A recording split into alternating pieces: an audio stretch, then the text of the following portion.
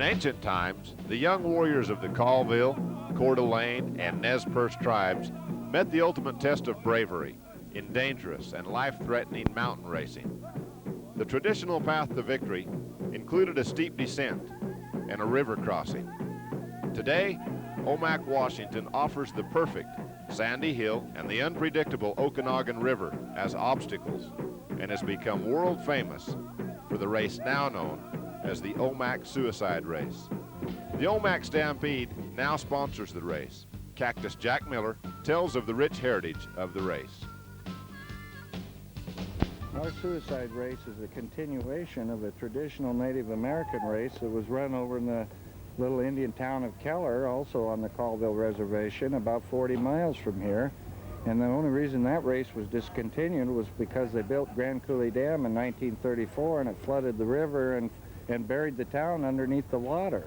So our old rodeo founders brought that old race over here, and all the Indians that participated in that race are now participating, and only now they're sons and grandsons of that particular race.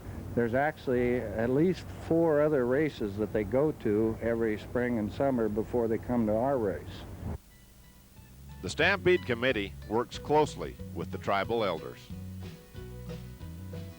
It started in Keller, Washington, way back in 1925 or maybe sooner. I was just young, growing up.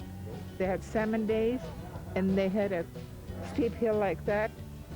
They ran off of that into Little Keller community stores, and that's where I think this was, that's when this originated, I think. It is said that an Indian feels no pain. Well, of course he feels pain. But with a warrior's silent courage, he must keep it to himself. From this historic footage of a race in the 1950s, we can see some changes.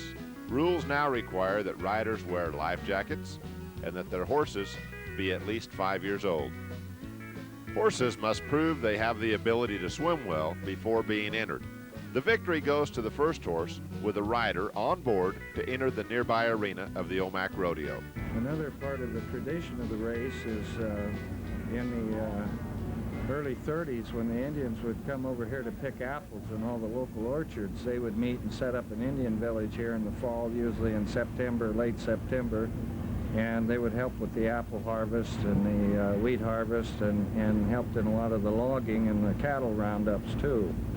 And they would meet here and they would have horse races and they'd camp along the Okanagan River and they'd set up, in those days they tell me there weren't quite as many teepees set up as there is at our Indian celebration right now, but they'd set up 50 or 60 teepees and they'd do horse racing and they'd play their traditional Indian stick game and other fun traditional Indian games.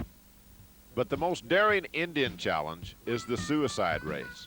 Enshrined as a legend, the winner of the most races through the years is this man, Alex Dick. Preparations begin long before August, the month of the Omak Stampede.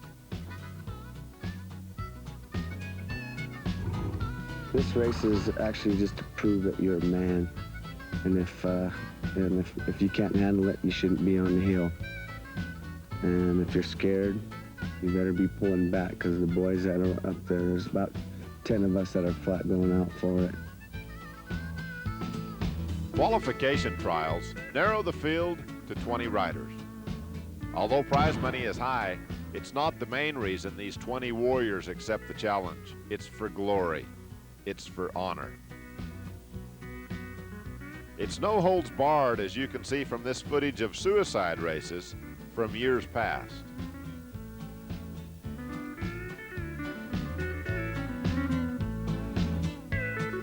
When I was 13 and I raced my second race, I got in a really bad wreck. A horse flipped over in front of me, and my horse went down, and then I went over the head, and then about 4 horses ran over the top of me, and then they skidded up on my side of my head and put me in a hospital.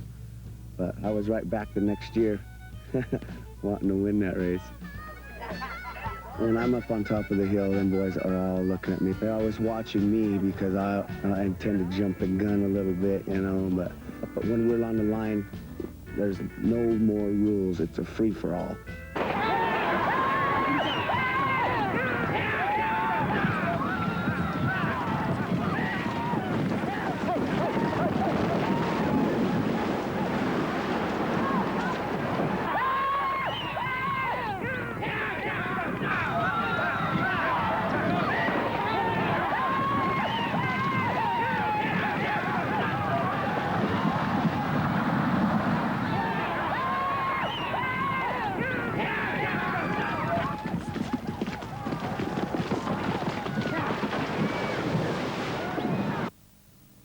The ideal horse for this demanding feat must have both speed and strength, and more than anything, he must have heart.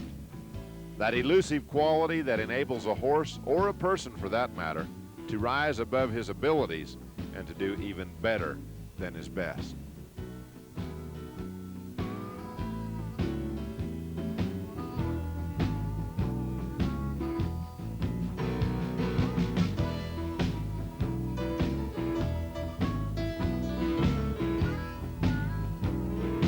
The Okanagan River drains a portion of the eastern side of the Cascade Range. Governed by recent rainfall in the nearby mountains, the river level can either be high or low. High water requires the horses to swim and favors the horses that swim well. Low water makes for a faster race and favors other horses with speed. Coming out of the river on the straightaway to the finish line, bumping, crowding out the other horses, it's all fair.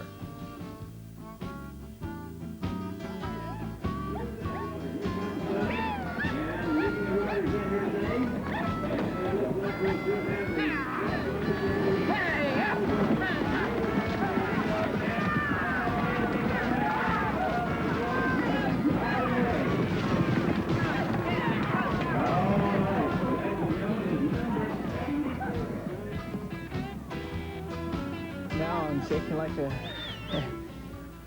When we line up, it all goes. You know, like right now, I'm probably, I'm pretty scared, but when we get on that line, it all changes, Nobody's my friend here, nobody's my brother, nobody's nothing. There are 4 races each year, 2 daytime races and 2 races after dark. Volunteers are assigned to count the horses without riders as they emerge from the Okanagan, so that in the darkness, every rider can be accounted for. In a recent suicide race, the first to cross the finish line was a horse without a rider. He couldn't win without his jockey, but he showed that horses in this race want to win as much as their masters. Ancestry of these fine horses can be traced to the horses of the legendary chief of the Nez Perce, Chief Joseph. Even with excellent bloodlines, the horse must be grained and well exercised to perform in this demanding competition. A young man might wonder if Chief Joseph would be proud if he could watch a modern race. Indeed, the competition level increases each year. Surely, this is what Chief Joseph would expect. Many entrants have spent their lives on horseback. Ranching is a way of life, and any rancher takes pride in his horses. Spirits of brave horsemen, gone for many autumns, come back to touch the hearts of these warriors.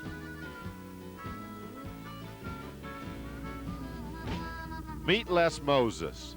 He was the one to beat a few years back, but now he's been a couple of years without a win. Listen to him back then, when he was king of the hill. If there's anybody out there that wants to race me off a hill, come and see me.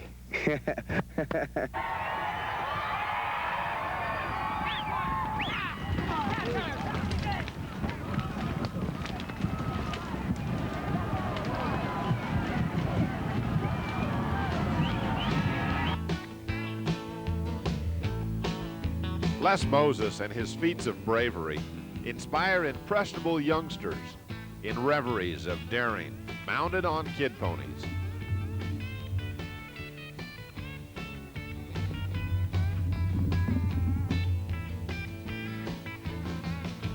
Each little hill becomes their suicide hill. Each placid pond becomes the raging Okanagan.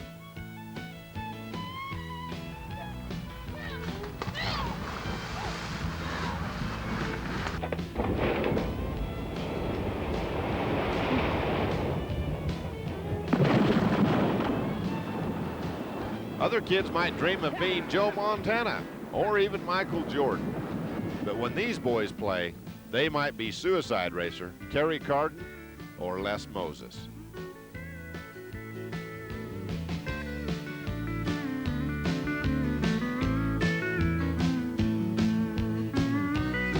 The hills of Okanagan County, just below the Canadian border, offer plenty of open space. The only traffic light in the whole county is in Omak, a town of 4,000 folks. It's a town that produces forest products and apples, but Omak's not famous for apples. Due to the work of 24 volunteer directors and many assistants from the community, Omak has become known worldwide as the site of the Omak suicide race. And you can count on it, this year on Suicide Hill, you'll meet Les Moses. I'm trying to get my title back this year, and some pretty tough competition. The first race is Friday night, the second Friday in August. In the dim light of flares, one of the worst pileups in race history occurs at the bottom of Suicide Hill.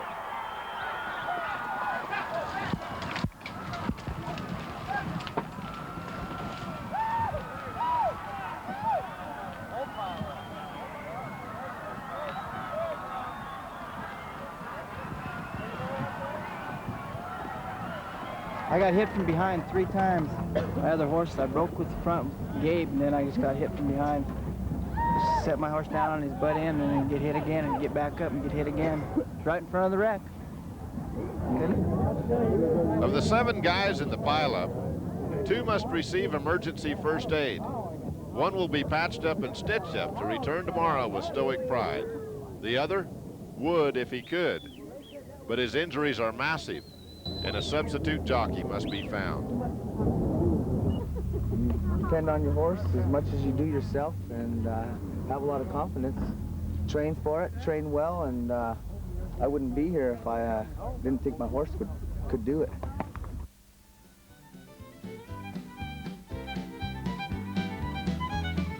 Got to go for it today if I want to be in the money for that saddle. Why did they call you King of the Hill?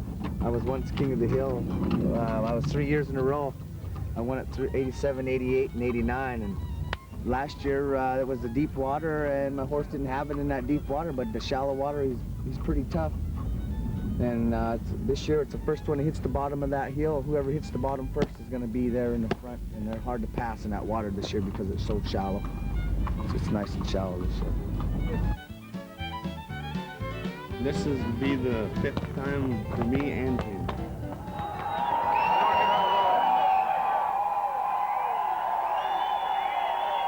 This is his first time too, I think. Rookie. This is his first day. We're gonna break him in right. Watch that last night? Hey, just watch out, man. Don't let it scare you. 'Cause they do pile up. Oh, excited about it. Excited about the way he ran last night. He's real healthy and real chipper this morning and such, so ready to take her over again. It's now Saturday afternoon, a new day with new anticipation. 2 races today. Last night, Aaron Carden, riding the well-known Seymour, was first to finish. Former King of the Hill Les Moses was 3rd. Today, Stretch Best is the first over the crest of the hill. The pileup is bad, but not as bad as last night.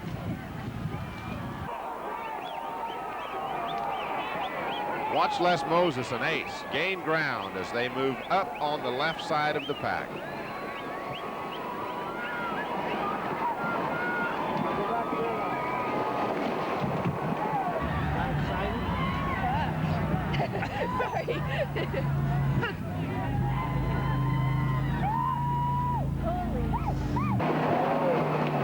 Les Moses on Ace moved from behind and were first to enter the arena and first to the finish line. As the unfortunate few bring up the rear, paramedics have already assessed the damages. The Carden family is well known in suicide racing. 3 brothers and a nephew are entered this year. Last night, one of them won the race. Today, one of them is on the list of casualties. The injured men will be ferried by boat to waiting ambulances. No chances will be taken. The medical care is the best. There is some relief on the part of medical technicians. It's not as bad as last night. The injured men will live to race again. 1 horse remains to cross the river with rider back in the saddle.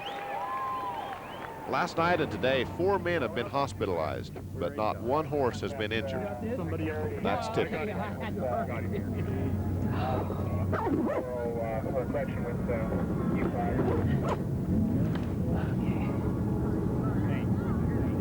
For years, this race will live in the memory of the racers. Every lunge of the horse, every strategic move will play over and over again in their mind. Was it luck or skill? No matter, that's the way it was.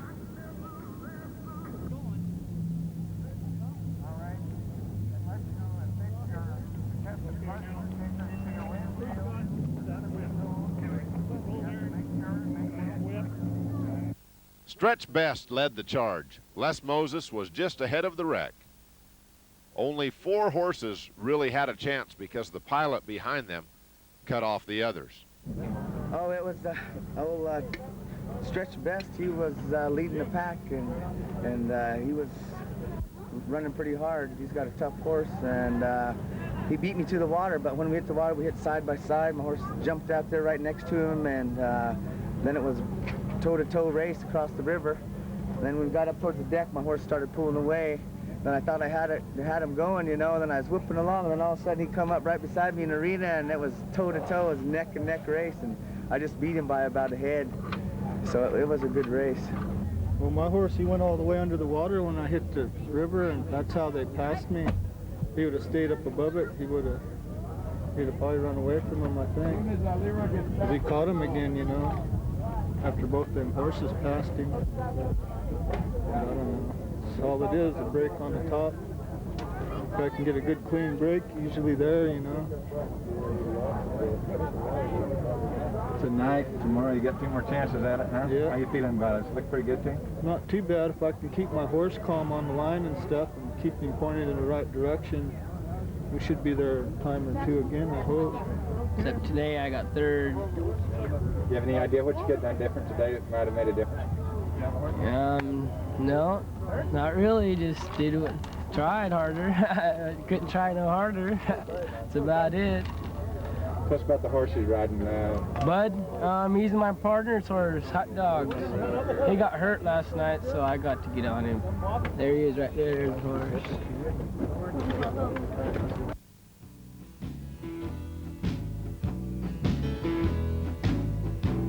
You know, on the racetracks where you got a lot of millionaires owning these horses, and the thoroughbred industry's got a lot of money behind it, they cripple half of them horses as 2-year-olds, and they never do get to run as 3-year-olds, you know. And sure, we do hurt the odd horse in this race. We've never hurt one ourselves, but there, you know, there's unforeseen things happen. We could hurt one too, but nobody wants to, but it's just the way it is. But you know, when you got enough money, all these people in the cities, they go and bet on these horses, and perhaps when they do hurt a horse, they handle it a little better than they do here, you know, like they're not dragging it out of the water in front of a bunch of people. They sneak it off the back stretch, and a vet puts it down, and that's the end of it. You never hear nothing else about it.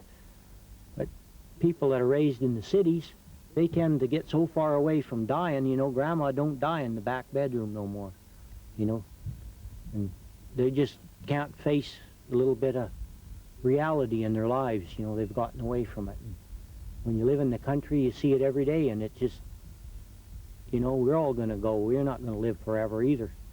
And you don't know whether a horse is going to fall on you, or you might just die old age if you're lucky, you know. So it's kind of the way it is. And how many horses do we eat every year? You know, you can take that into consideration. There's millions of them slaughtered for food. Yeah. And that ain't probably nice for that old pack horse to be walking down that old aisle, watching the one that's a couple ahead of him getting the axe, you know. You know, it's just life. And more people should be aware that this happens. We think that our record of safety is far better than any flat racetrack or any other racing event that involves horses that we're aware of. Yeah, but they can't stay on him. I'm the only one that can stay on him. I think it's awful interesting in the first race Friday night. one of the things they say is the fact that we force these horses down off the cliff. We force them. They call it a cliff or a precipice. Well, it's a steep sandy hillside, but it's not a cliff or a precipice. And our answer to that is anyone who saw the race Friday night noticed that the first horse across the finish line didn't have a rider on it. Cougar Bart was the name of the horse, a beautiful little gray horse, and that horse is running the race three years now. He's about 10 years old, and his rider fell off coming down the hill, and all on his own, he led the rest of the horses across the water, up the dike, and he was the first horse under the finish line. So it really doesn't sound like he was being really forced and pushed into racing that race. How come they can't stay on him? Because it goes too fast. Ace, he's owned by Sandy Smith and Randy Taylor. He'll be ridden tonight by Les Moses. Horse number 1 is Ace. Horse number 2 is called Two Guns. Ralph Moses is going to ride Two Dogs tonight. Ralph just informed me. Then the number 3 horse is Seymour. He's ridden by Aaron Carden. Last year is Cougar Bart. He'll be ridden by Kevin Carden.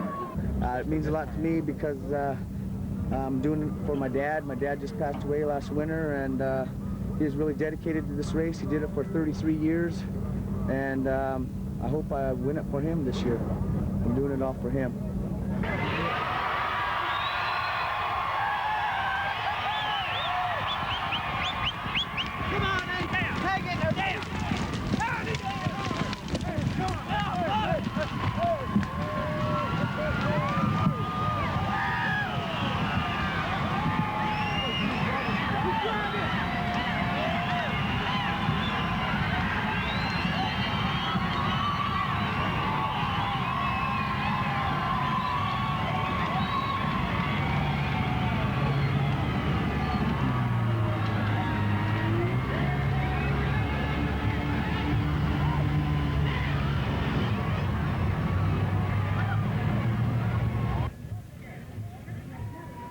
Saturday night's race was almost casualty-free. Almost.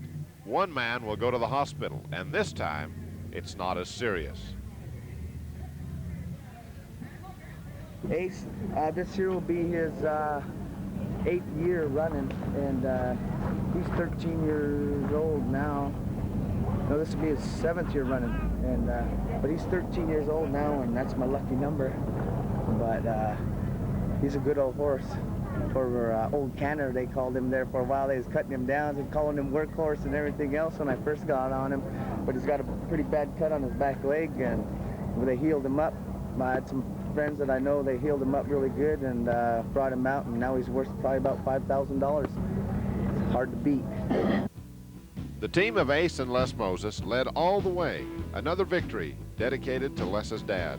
About Ace, let's have Kenny Smith, who himself rode in many suicide races, tell us how close Ace came to a different fate in the glue factory. That's about when I got Ace. First time I saw Ace was at a junior rodeo with the kids over at Nespelem, and I seen him tied up to the back of this pickup and knew the kid that owned him, and I thought, well, I could probably end up doing some trading, but anyhow, I went over and I offered him $800 for this horse, and no, he wasn't gonna sell him. He was gonna try him for that suicide race, and so anyhow, I wouldn't take my $800. So probably 2 or 3 weeks later, he stuck him in this real tight horse trailer, and I guess it's from putting him in the bucking chutes where you get to kick, and he got to kicking in this trailer, and he tore his hind leg up on the back side there real bad, and somehow somebody got word to me the next morning, and I don't remember how I heard about it, but this was on a Friday night. He sold him, and Saturday morning I heard about it. So I called the canner buyer, and I asked him if he remembered this horse. I said he'd been cut on the hind leg, and he said, yeah. And he said he sold for about $67. Kenny got him. His leg was about that big all the way to there. And it's really kind of amazing. I mean, it was just totaled. It's really kind of amazing that everything, it ended up a little bit bigger than the other one, but No tendons were damaged, no ligaments. He's not lame in it. I told him, I said, well, I want 5.5 for him because I said, it's too close to race time. I'll just go ahead and run him and see what we can do with him without much training. And he didn't know. Well, there was another guy here I was shoeing a horse for. He just hauled it in. And he was starting to talk about how good he liked the horse, and this other kid started worrying, and so he says, well, I'll buy him.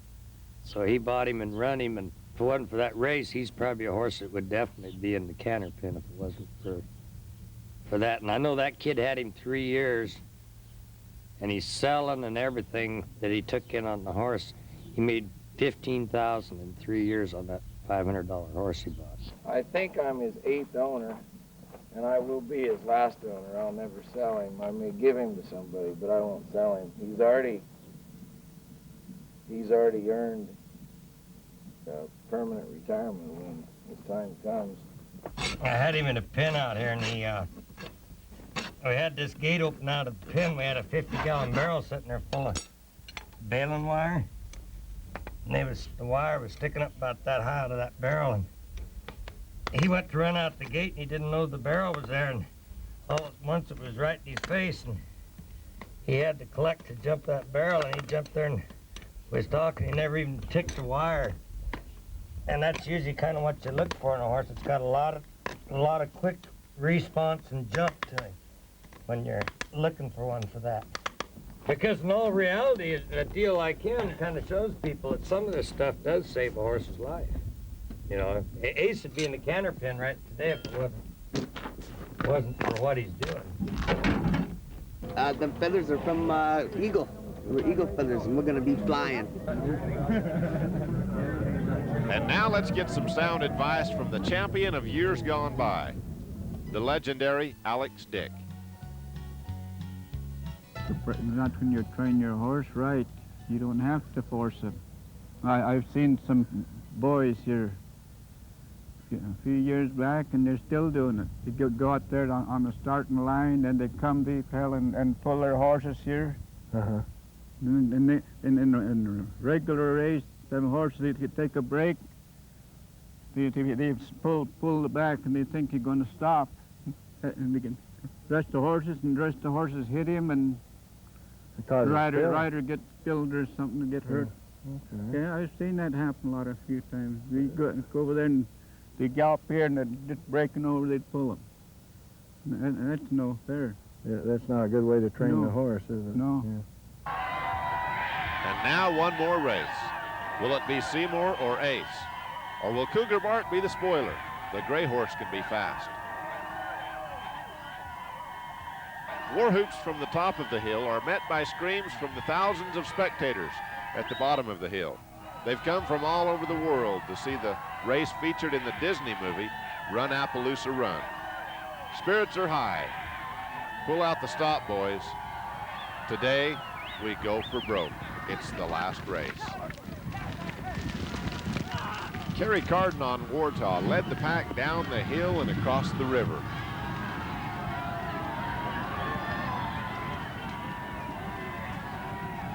Ace ran strong, threatening to move ahead of Wartaw, but was squeezed off starting up the ramp. While Wartaw held off Ace, another Carden, Hot Dog Carden, took the lead on Bud. DJ followed Bud with Gary Bowling on board. Wartaw was third.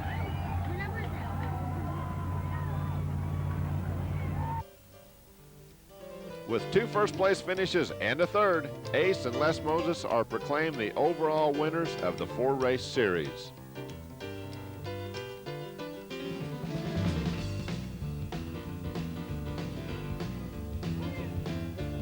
If the glory's not enough, there's a pile of cash, a saddle, and a hug from Mom. The owners of Ace will add a buckle to their collection.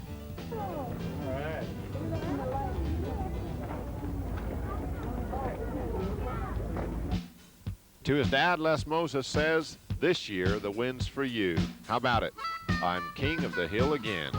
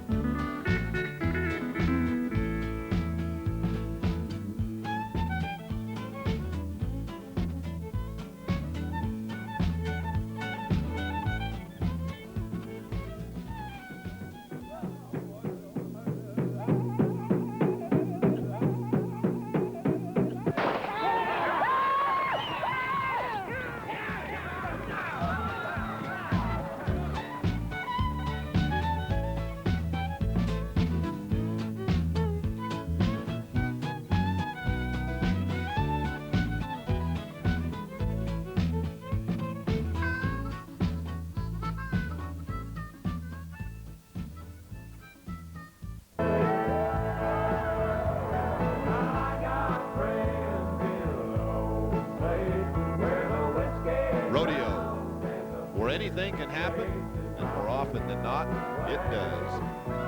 The craziest wrecks you can imagine and the spontaneous fun of the all-American sport are captured on this one tape.